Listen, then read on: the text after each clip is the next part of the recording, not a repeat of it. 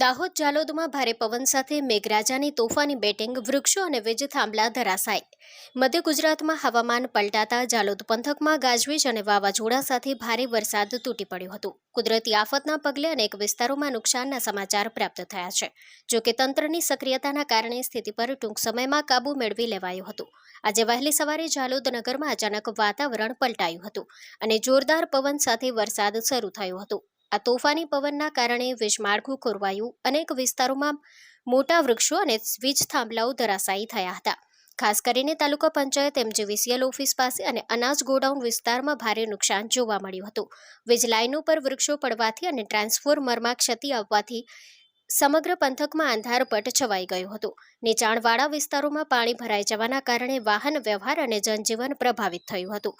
MGVCLની પ્રશંસનીય કામગીરી, વીજ પુરવઠો ખોરવાતા જ MGVCL તાત્કાલિક એક્શન લીધા હતા। ધોધમાર વરસાદ અને પવનની વચ્ચે પણ વીજ કર્મચારીઓની ટીમોએ યુદ્ધના ધોરણે કામગીરી શરૂ કરી હતી।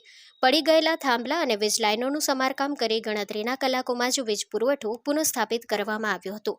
કર્મચારીઓની આ ત્વરિત અને કર્તવ્યનિષ્ઠ કામગીરીના સ્થાનિકોમાં ખૂબ પ્રશંસા થઈ રહી છે।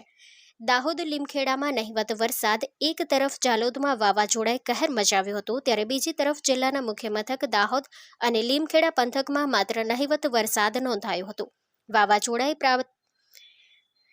વાવાઝોડાએ પ્રારંભિક તબક્કે મુશ્કેલીઓ ઊભી કરી હતી, પરંતુ વહીવટીતંત્ર અને ખાસ કરીને વીજ વિભાગની સમય સૂચકતાના કારણે પરિસ્થિતિ ઝડપથી થાળે પડી હતી।